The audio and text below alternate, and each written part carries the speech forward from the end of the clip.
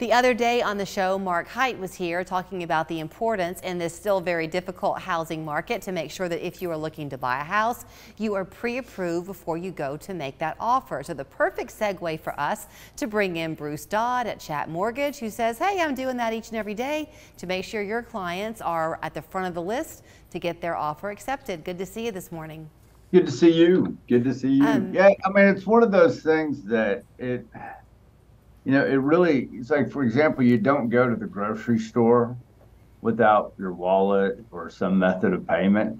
And so when you're approaching the real estate market, really it doesn't make sense to really look at houses or anything until you have the financing side ready to go.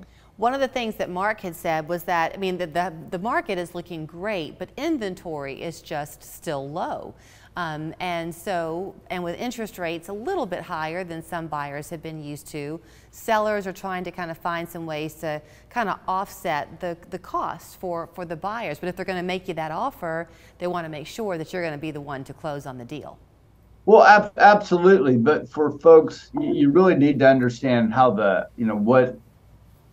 what your financial parameters are and what's possible for you. Maybe there's some different strategies, but if it's Saturday afternoon at 2 o'clock and we're looking at a house, we probably should have already done that work before we really engage in the market. Something else, I guess, Bruce, that you encourage your clients to have is patience, because ultimately what you want is the right outcome. So if you are in that great position, you're ready to buy, and you find the house you want, even if the interest rate's a little bit higher, you say go ahead and get the house, because be patient, interest rates will change over time. Well, interest rates will change over time, but the thing is, value of houses are also changing over time. Things are still going up in value. And so if we were to wait until interest rates come down, and nobody knows who that is, including Warren Buffett, nobody knows. So as you wait, things just continue to get more expensive on the housing side. Are you seeing any benefit right now in getting a 15-year loan over a 30-year loan? Well, typically, it just really depends on the person, but often there's really not a dramatic difference in interest rate. And so for a lot of people, just getting the 30-year loan and making the 15-year payment provides them some more flexibility, because you can always pay a loan early. There's no prepayment penalties. So for a lot of people, they get a 30-year loan but make the 15-year payment. Right. I mean, obviously, everybody's ultimate goal is to make your money work for you, but I got kind of tickled a little bit when Mark was talking about the interest rates right now being just around 7%, maybe a little shy. I remember, you do too, back in the 80s when interest rates were, what, 13% or more? Yeah, interest rates have been higher. The thing is that they were a lot lower in the very, very, very recent past. So it's a cyclical thing, and so we'll see interest rates lower again. In terms of beginning that process with you, do you want to stress to people the fact that there's never too early of a time to start the conversation? Even if you think you're not prepared, getting your expert advice will get you there faster. Well, when you think about it in business, one looks at things all the time that maybe I'm not sure I would really pursue right now, but you need the information. And approaching, there's more wealth created in real estate than any other asset in the United States. It's really the foundation of wealth. So if you don't own real estate, I think you should be in a conversation about owning real estate. If you're paying for real estate, you should be owning it.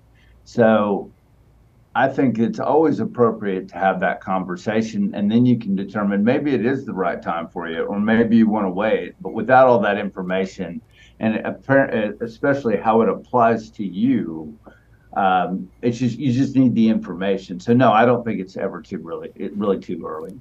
When you just said if you're paying for real estate, you ought to own it, you mean by that if you're renting, consider owning. This might not be a question for you, but I'll throw it to you anyway.